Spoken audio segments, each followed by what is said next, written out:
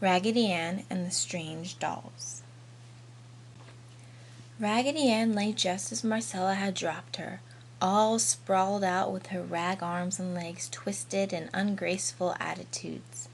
Her yarn hair was twisted and lay partly over her face, hiding one of her shoe-button eyes. Raggedy gave no sign that she had heard, but lay there smiling at the ceiling. Perhaps Raggedy Ann knew that what the dolls were saying was true, but sometimes the truth may hurt, and this may have been the reason Raggedy Ann lay there so still. Did you ever see such an ungainly creature? I do believe it has shoe buttons for eyes. And yarn hair. Mercy, did you ever see such a feat? The Dutch doll rolled off the doll sofa and said, "Mama," in his quavery voice. He was so surprised at hearing anyone speak so of beloved Raggedy Ann. Dear Raggedy Ann, she of the candy heart, whom all the dolls loved. Uncle Clem was also very much surprised and offended. He walked up in front of the two new dolls and looked them very sternly in the eyes, but he could think of nothing to say, so he pulled at his yarn mustache. Marcella had only received the two new dolls that morning. They had come in the morning mail and were presents from an aunt.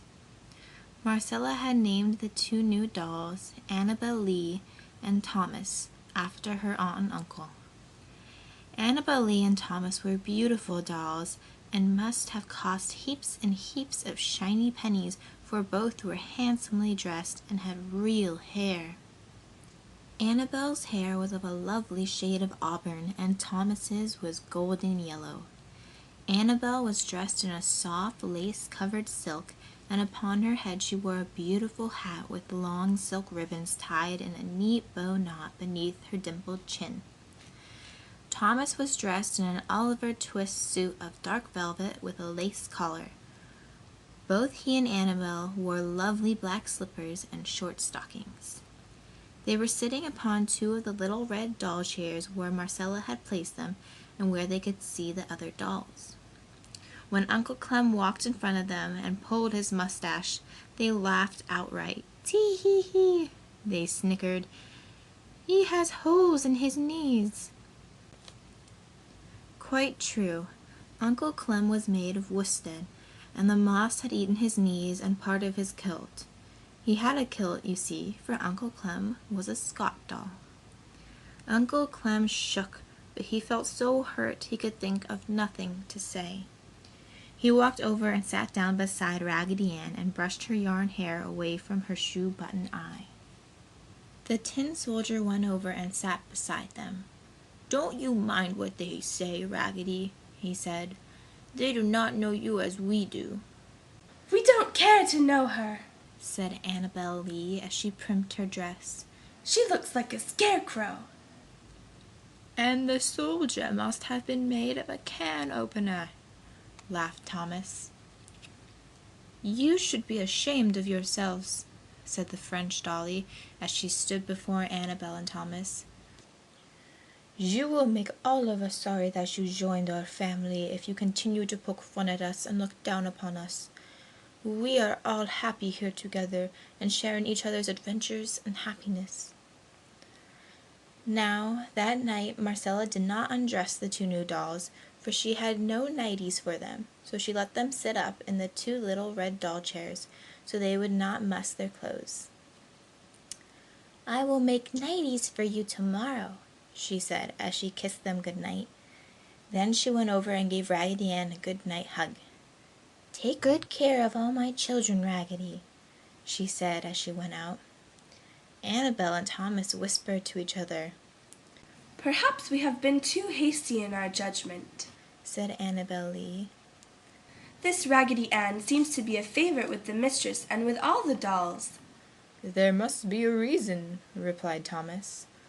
"I am beginning to feel sorry that we spoke of her looks. One really cannot help one's looks after all."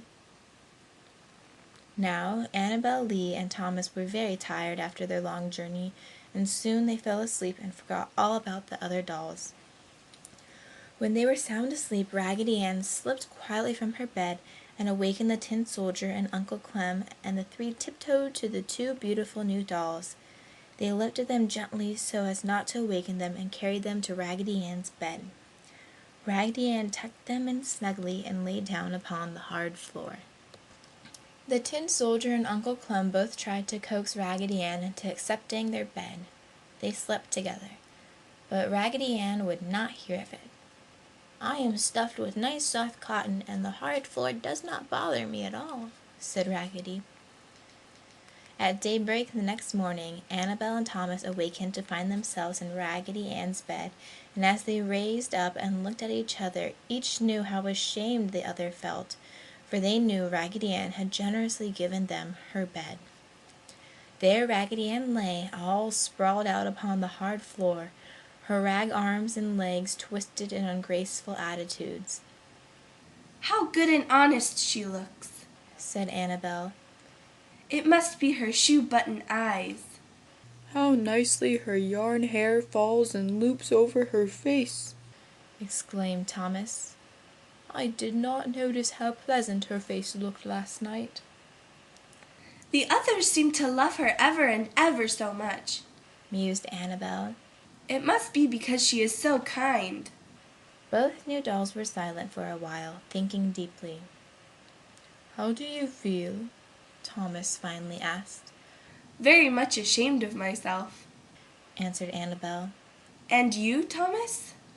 "As soon as Raggedy Ann awakens, I shall tell her just how much I am ashamed of myself, and if she can, I want her to forgive me," Thomas said. "The more I look at her, the better I like her," said Annabel. "I'm going to kiss her," said Thomas. "You'll awaken her if you do," said Annabel. But Thomas climbed out of bed and kissed Raggedy Ann on her painted cheek and smoothed her yarn hair from her rag forehead. And Annabel Lee climbed out of bed and kissed Raggedy Ann. Then Thomas and Annabel Lee gently carried Raggedy Ann and put her in her own bed and tenderly tucked her in, and they took their seats in the two little red chairs. After a while, Annabel said softly to Thomas, "I feel ever and ever so much better and happier." "So do I," Thomas replied. "It's like a whole lot of sunshine coming into a dark room, and I shall always try to keep it there." Fido had one fuzzy white ear sticking over the edge of his basket, and he gave his tail a few thumps against his pillow. Raggedy Ann lay quietly in bed where Thomas and Annabel had tucked her, and as she smiled at the ceiling, her candy heart, with "I love you" written on it, thrilled with contentment, for, as you have probably guessed, Raggedy Ann had not been asleep at all. End of Raggedy Ann and the Strange Dolls.